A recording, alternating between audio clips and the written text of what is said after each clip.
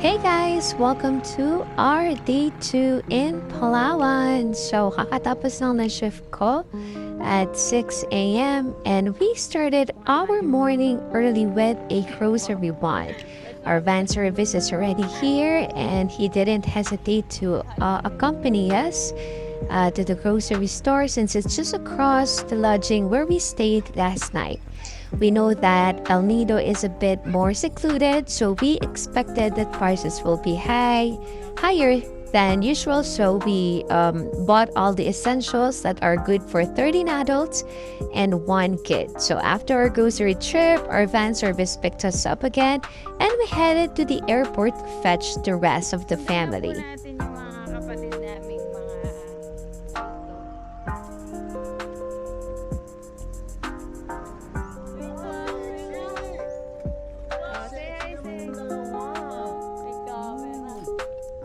Aga-aga pa, naka-live ka na?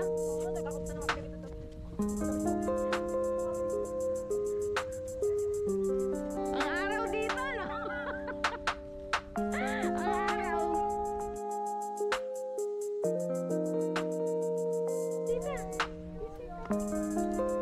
Oh, say hi muna to my vlog. Oh, visit ka talaga, hindi mo sinabi agad. Buti nakasama ka, sayang yung binayad sa'yo. Hello! Before the 6-hour drive to El Nido, we stopped for breakfast at this small kubo-style Carinderia nearby the airport. We manifested labong with shrimp at ayun nga, it was one on the menu. The rest of the crew ordered nilaga, pusit, caldereta, and all that for 1,800 plus for 13 adults with drinks. Not bad, right? We checked in at our simple but comfy lodging, and most of us had shifts, and I don't have video of it, but the following day we went to Nacpan Beach. Unfortunately, our island hopping was delayed due to non-stop raining, and it was supposed to be today, Saturday, but all tours were suspended that day, and we agreed to wait and go the following day instead. So instead of staying in, Kuya Frank, our van driver, took us to Nacpan Beach, and despite the gloomy skies, it was still such a vibe. We had some beer and pizza while enjoying the breeze. Here's my father vlogger. Hi guys! Ano masasabi mo sa kanila pa? Kanino? Sa mga nanonood. Ay, wala naman. Anong paborito mong kasabihan? Pag gumawa ng masama, para di ka balikan ng masama. May ginawa ka na ba masama? Marami na. Ma!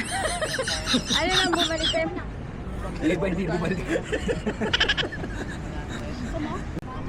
Ay guys, ngayon na. Ito po yung kapatid ko, batang ama. Anong paborito mong kasabihan? Gumawa ng bata. Gusto mo bang bigyan silang tutorial para gumawa bata? Ha? Cheers. Lambat na sa Magkano yung beer? Hindi. Wala siyang dito baba. We had beer and pizza while enjoying the breeze. There were so many dogs roaming around, adding to the chill atmosphere. The waves were strong but not too wild. It's still a good beach for photo shoots and just soaking in the view.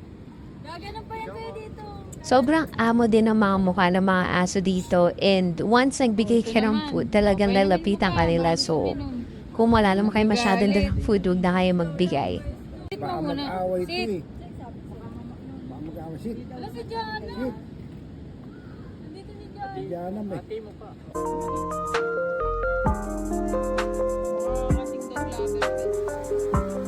I'm sure mas maganda tong Nacpan Beach if maaraw. So, ayun, mag-enjoy lang kami dito. And thank you guys for watching. Please subscribe to see the next upcoming videos that I'll be uploading featuring Palawan. See ya!